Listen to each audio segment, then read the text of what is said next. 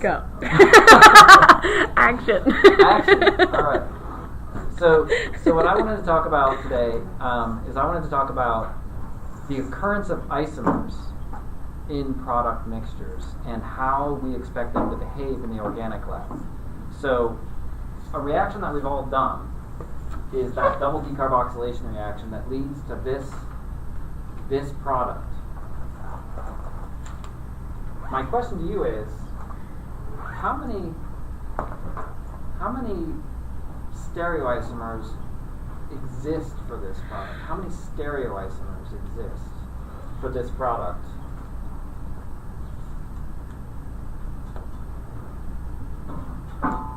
So I just given one example, right?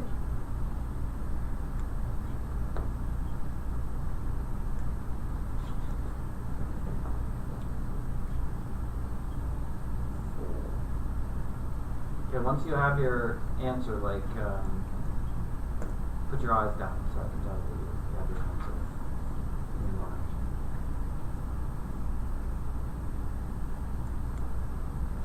Don't fall asleep. You can meditate if you like, but don't sleep.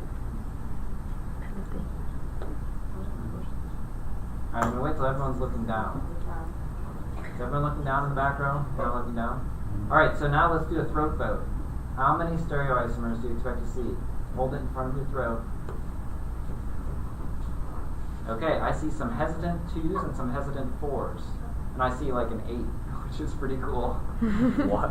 Wow, that is a lot. So the answer is 4. The answer is 4 stereoisomers. Why?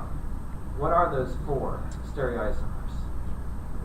And think about what are the 4 and how would you name them? How would you distinguish them using a name? This is a good review for your organic farm.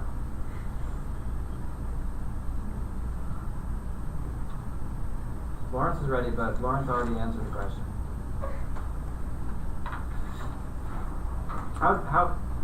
Where are the 4? So first of all, I don't even see a stereocenter in this molecule. So why are there stereoisomers? What is a stereoisomer? What is the definition of a stereoisomer?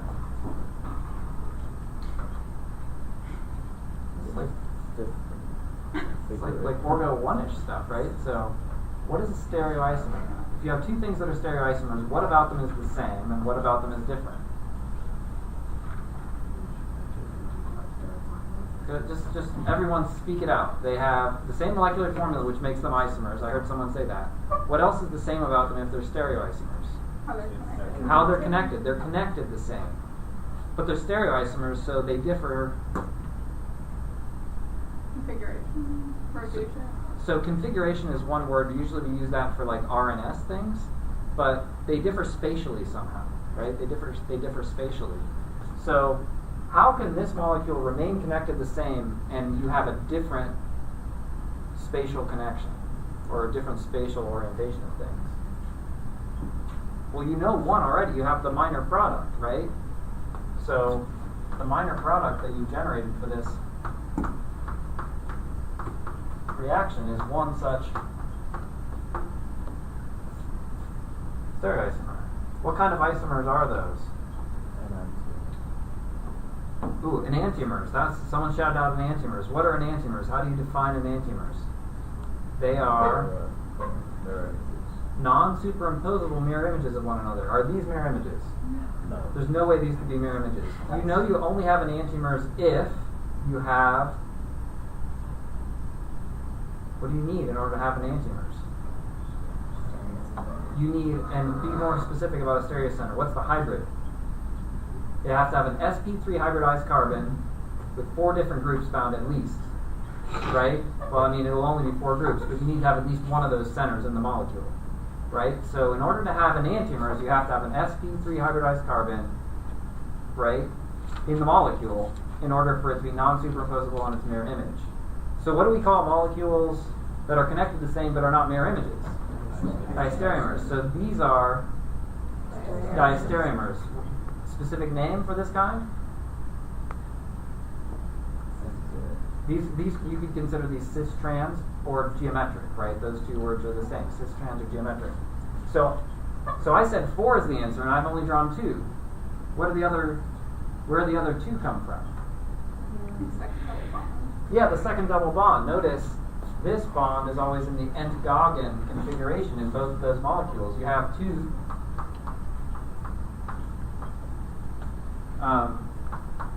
molecules that would have the Zusammen, the Z configuration. Yeah.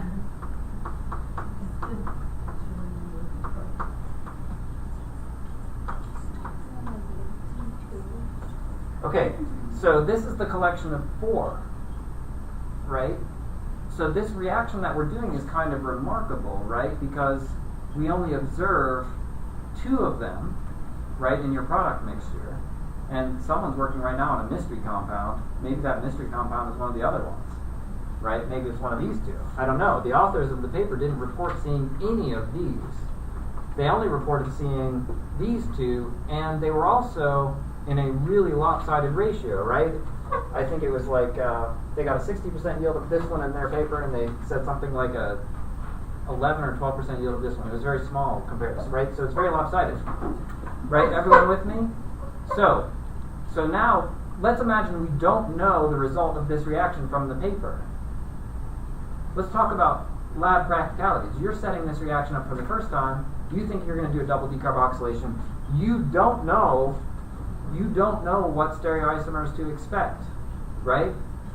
What techniques do we have that would allow you to distinguish these stereoisomers? What lab techniques do we have? What would you expect to see? How are these things the same and different? So list some techniques that we use, like while the reaction's running, what's our favorite technique? TLC. Could we distinguish, in principle, these by TLC? Lawrence says yes. What evidence do you have? Well, they're going to have slightly different polarities. Yeah, they might have slightly different polarities. So if you're in luck, all 4 of them would have slightly different polarities, and thus when you run a TLC, let's say they all formed in equal proportions, right? Which doesn't happen, I realize that. First of all, I don't think they all form, but then you would expect to see maybe 4 closely spaced TLC. Why closely spaced TLC spots? You want to do that different. Yeah, they're not wildly different. These are very similar. They have the same functional groups. They have similar displays of functionality, but they might differ a little bit in how much they can interact with the stationary phase, right? They might There's a good chance, if you had all 4 of these, that 2 of them might be super close, really hard to get apart by a TLC plate. Maybe, right? So maybe they would be difficult to get apart, but in principle, you could see them all, right? Okay. So how about, what are some other techniques that we use? So let's say it's like this. Do we have any hope of using pipette chromatography, flash chromatography, to get each of those separately into a fraction tube? Yeah, it's possible. It's possible. If they all have slightly different polarities, you could do it. What would you want to do if you had ones that are as tight as these? What are some things that you could do for your chromatography to make sure that you could get them apart? Someone already said one idea. Gradient. A gradient chromatography would be a great idea, meaning you start very nonpolar and you very slowly increase the polarity. So that means this one, the one that travels the furthest, at some point it's going to start moving, the others are not going to move very much. And so this one will start moving down, and then at some higher polarity, this one will start moving, and then at some higher polarity, that one will start moving. So as long as that gradient is very slow, and you're slowly increasing the polarity, you may have a chance of getting them apart. You wouldn't have to use a gradient necessarily. You could also just use a really nonpolar solvent, so they all move very slowly. The slower they move, the more volume flows out of the column, right, as they flow out, right? So the difference between this one and that one could be 5 fractions if it's moving so slowly, right? So you could actually resolve them if the polarity is low enough. It might take a lot more solvent than a gradient, right? Because these down here are going to take forever to come out at a polarity that just barely moves that one. Is everyone with me? So you would have to do careful work. What polarity might you pick? How would you decide what polarity to pick if you wanted to do a very careful column like that? How do we pick a polarity for a column at all? Ishan wants to go. TLC. You- Before the R value. you would find a TLC and look for RF values of these compounds, what would you aim for? I don't remember. 0.2 is for like a normal separation. 0.2 is for a normal separation. If you had a separation this tight, would you want it to be greater than 0.2 or less than 0.2? Less than 0.2. I would go with like 0.05. Like if you want to really get something super tight apart, you would want it to flow through really slowly, between 0.05 and 0.1. 0.2 is for a normal one, where there's some space between the compounds. So you put the compound of interest at 0.2, and ones that are less polar will flow out quickly, and ones that are more polar will flow out slowly, and hopefully you'll get your stuff alone. But if it's really tight, you want everything to come out slowly. Okay, so 0.1, 0.05 to 0.1, 0.05 to 0.1. Okay, so let's say you run the column and you successfully isolate the 4 compounds. It was a serious amount of work. You get a yield of each one. What other analytical techniques do we have at our disposal to determine their structures? NMR. Would their NMR of these structures be distinct, or would they look the same? Distinct. They would be distinct. Each one would be distinct, right? It would. So here's where I don't recommend using the ChemDraw prediction software. The ChemDraw prediction software can't deal with isomers. It just basically gives you a generic spectrum. It just estimates the chemical shifts, and so these would all have a distinct spectrum, right? Everyone comfortable with that? How about IR? Would the IR be the same or different, or what do you think? Would it be identical, very similar, dramatically different? It would be very similar, right? Because it's really looking at functional groups. But actually intensities would be different, and probably some frequencies would be slightly different. But they would be very similar, absolutely. Very, very similar. Okay. So, when you are faced with a new reaction, it's really important for you to think through, like in your planning process, what do I expect to see, like on the TLC? What do I expect in terms of like the isomeric composition? Like the synthetic chemist, like if you really want to make something, what's the ideal case? Do you want a collection of 4 isomers? Typically you just want to get one isomer, and particularly the one you want, right? So the ideal case is you only get one isomer, and sometimes there are many possible, right? So stereoselective reactions tend to be better, those that are highly selective for desired material. But you always have to be on the lookout for those other isomers. They might, they might be dominant, or they might occur as a mixture. You might have a mess, right? Is everyone with me? Like if all 4 of these formed, and we were only interested in one, that would be a pretty inefficient way of making it, that one. Does everyone see what I'm talking about? You would want to find a different kind of chemistry that gave you access to just the one, so you wouldn't waste 3/4 of your product. Say they all formed in equal proportions. Yeah? Everyone with me? So there are a lot of reactions that generate stereoisomers in equal proportion. A lot of reactions that you've learned about this semester. Can anyone think of a reaction that generates stereoisomers in equal proportion? Or roughly so? I'm not going to let you rely on Lawrence. Thank you, Lawrence. I want someone else. A reaction that you've learned that generates an equal mixture of stereoisomers. There's one that has a fancy name. An equal mixture of 2 isomers. Everyone likes the name. What's a racemic mixture? What's a racemic mixture?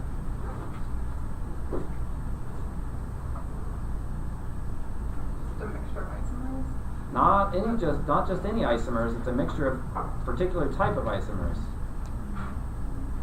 You've heard this word before, right? Racemic mixture. So what is it? What's a racemic mixture? Don't Google it. Okay. Use your brains. You know this from Hannah wants to go. I'm not sure. That's okay. But it's like a 50-50 mixture of like D and L, or like positive and negative. Yeah, what are D and L? Those are, what kind of isomers are D and L things? Those are enantiomers. When you have an equal mixture of enantiomers, that's called a racemic mixture. You learned about it when you learned about optical rotation, because one enantiomer rotates light one direction, the other enantiomer rotates the other direction, and when you have a racemic mixture, equal quantity, that mixture of those enantiomers, each of which is optically active, has no rotation because they're in equal proportions. Does everyone remember what I'm talking about now? Okay. So, name a reaction that generates a racemic mixture.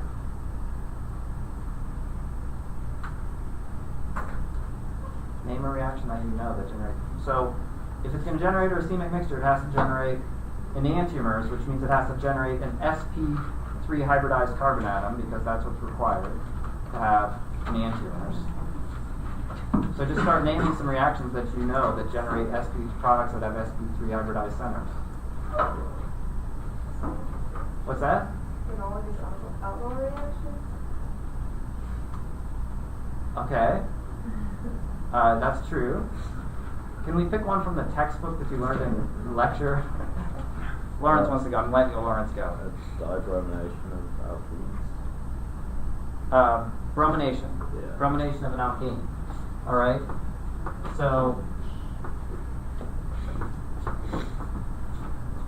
if we're going to brominate this alkene,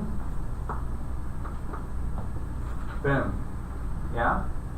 And we know something about the stereochemical course of this reaction, right? Bromine adds anti. What does that mean? What does it mean? Not most of No, that's the Markovnikov anti-Markovnikov. Princess is doing this thing.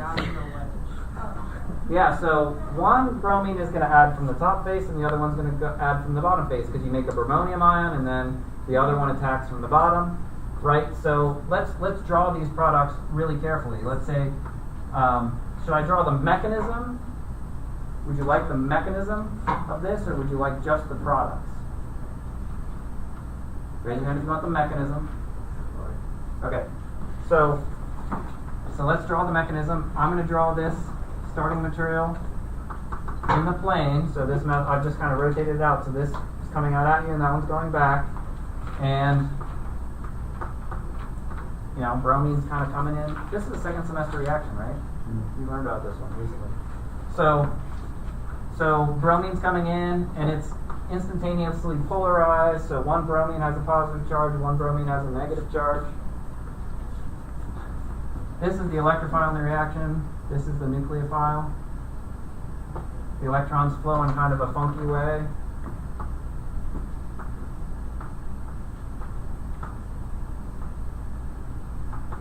And I'll draw a sort of full stereochemical detail here.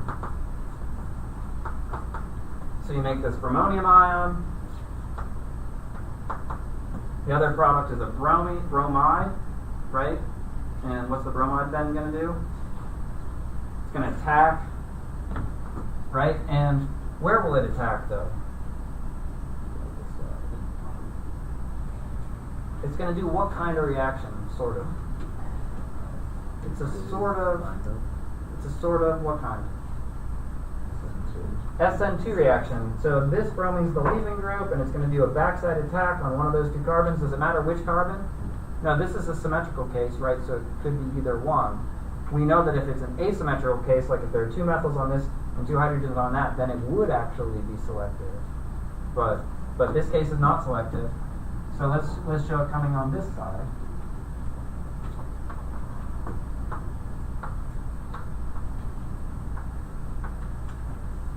Right? And so now we have to keep track of this methyl group. This methyl group was down and in the front, but when that bromine comes in, now it's going to be up and in the front. And the hydrogen's going to be in the back.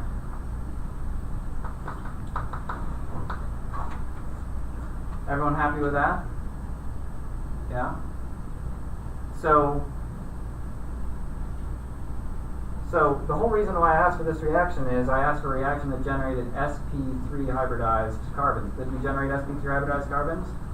Potentially, how many stereoisomers are there of that product? Potentially, how many stereoisomers? How would we figure that out? What's the calculus we do when we're like, how many stereoisomers could that thing have? It's 2 to the n if you have configurational. If you have two, so how many? What's the n mean? Stereocenters. How many stereocenters are there here? 2. So there's a possibility of having 4, right? Because it's 2 to the n, 2 to the 2. if we started with this starting material and bromine, how many are we actually going to get?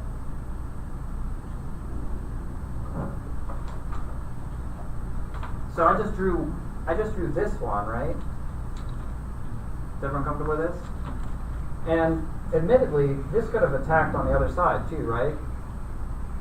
And the other variable is that the bromine could have initially come in from the bottom, right? And then you could have had bromide attacking from the top. Yes, is everyone comfortable with that? So talk amongst yourselves. How many stereoisomers do you think this reaction will generate? I've given an example of at least one of them. So talk to your friends, decide for this particular case, how many stereoisomers do you expect?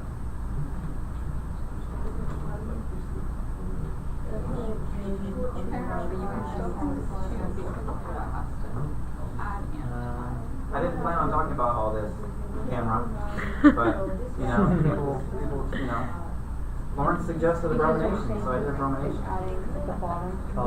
It's what the people want. You like bromine? That's okay. What were you thinking of, for an example?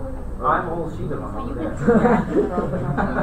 I did that in I my have lunch a hour. whole I sheet of generated them. some problems.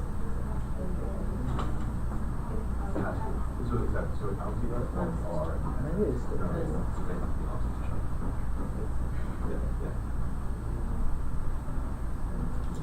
It's a good one. I love this. This is a good example.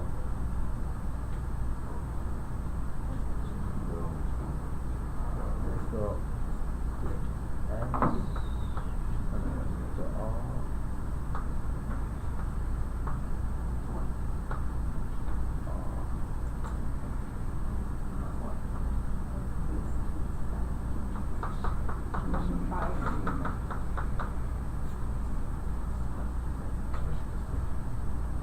That's a hint that I just drew up there. I just wrote the molecule in another conformation.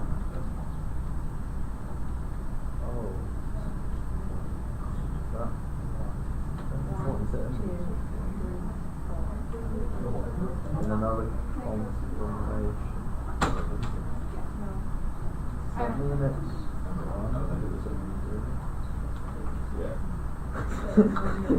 I just randomly picked the example, but it happened to work out that way.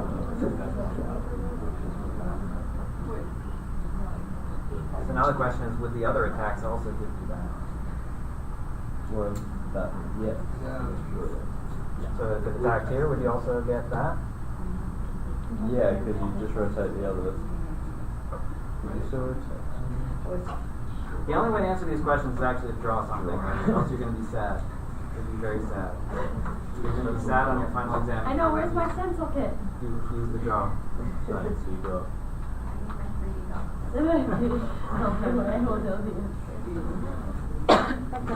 Yes. I wish I had this question. Yes. I don't know, there's so many alternative ways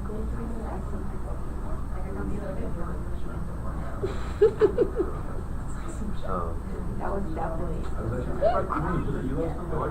Yep. It's like, I was like, I talked to someone about that. So incredibly real. What?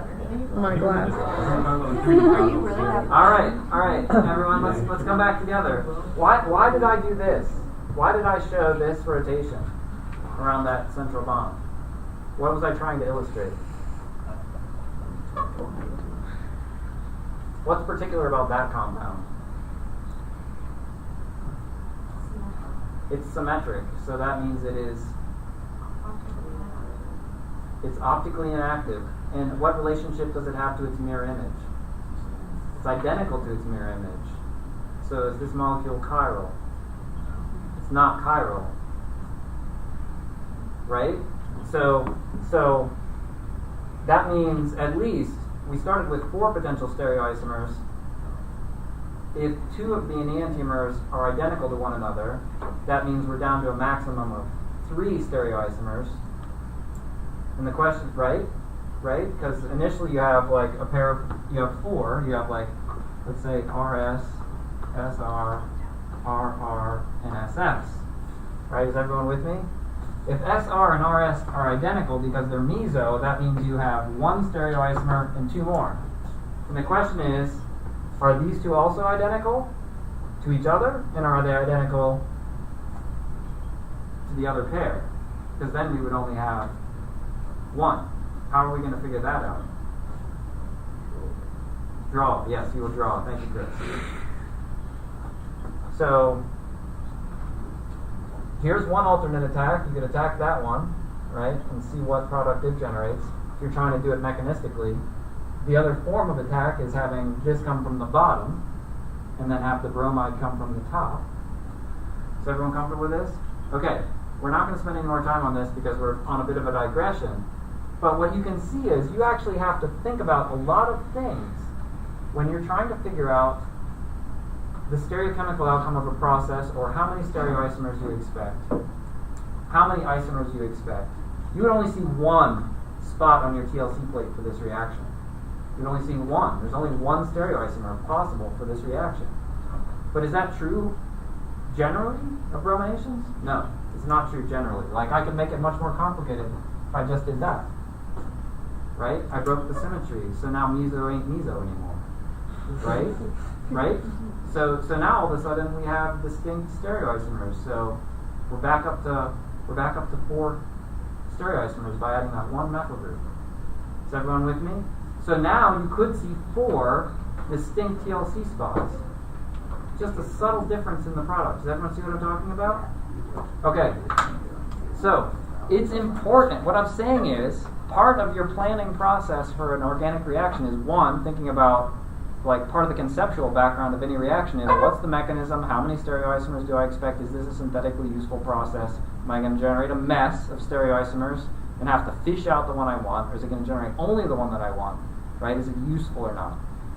That also sort of informs, like, how many spots you expect to see on the TLC plate, or what the approach is to purifying the material, or whether you ever expect to get it pure. What kinds of isomers are we not going to be able to purify using materials and techniques in this class?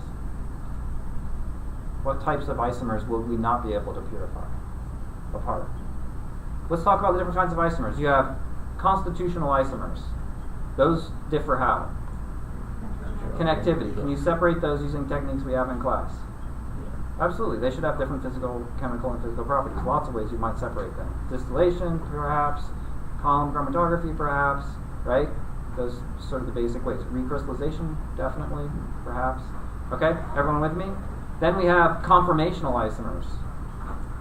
Can you get conformational isomers apart using traditional, standard, room temperature, laboratory techniques?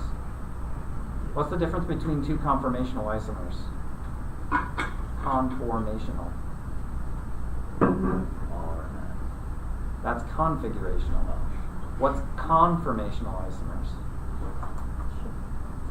How do you interconvert conformational isomers? What's the word conformation mean of a molecule? The conformation of it. It describes the rotations around single bonds, right? So you interconvert 2 conformational isomers by rotating single bonds. So can we get 2 conformational isomers apart in lab? How rapidly are they already interconverting? Yeah, like 1,000,000 times a second they're interconverting. So we don't have to worry about that. They're the same thing as far as we're concerned. The only way we could ever separate them is by drawing them in different conformations. Right? Is everyone with me? Right? The other way to do it, of course, is to find a molecule that's conformationally restrained, like it has trouble because of steric hindrance rotating, and then you can cool it way down to stop it from rotating. You can actually separate them, called atrope isomers, but we're not going to get into that. That's another topic. Okay? Everyone comfortable with that? Conformational isomers interconvert by single bond rotations. Everyone comfortable with that? Okay, so what are some other kinds of isomers? Diastereomers. Can we get those apart? Yeah, those should have subtly different, at least subtly different. And those are, how do we know when we see a diastereomer in a blind alley? Walk up to somebody, like comparing 2 people, are they diastereomers or not? They are. How do you know they're diastereomers? No. They're connected the same, but they're not mirror images of one another. Right? That's how you know. They're connected the same, but they're not mirror images. That's how you tell diastereomers. That's how all of these are. Right? These are all diastereomers. They're connected the same, but they couldn't ever be made into mirror images. Yes? Everyone comfortable with that? What are some other kinds of isomers? I think we're about done. Enantiomers. Enantiomers. What's the relationship, and can we separate them? They are non-superimposable mirror images of one another. Can they be separated on a column, silica gel column? I've heard no and possibly, and then a lot of very vague. Enantiomers have identical physical properties in the absence of asymmetry. So on silica gel, they would behave just the same. So if you started with a racemic mixture and you passed it through silica gel, or you ran a TLC, it would come through as one compound. It has exactly the same relationship to things that are achiral things, like silica gel. It doesn't have a chirality associated with it. So the two enantiomers will interact the same. Now, if you had a chiral column, meaning a column that was filled with amino acids or something, which exist, those amino acids are chiral themselves, and then the enantiomers would interact differently, because it would be like an SS relationship and an SR relationship. Those are very different kinds of handshakes. So there is chiral chromatography, but using like the stuff we use in the lab, the cheap silica gel that we, organic chemists use, you can't separate them. They're identical. What's the only physical property that those differ in? Those enantiomers. Yeah, they're a rotation of plane polarized light. So those physical properties are different. Yeah? Their melting points, if you had them alone in vials, would be the same. Like if you had the R and the S, same melting point. The R and the S, same retention on a chromatography column that's not chiral. Everyone with me? Okay. So that's really all I wanted to say. I wanted you to think about it.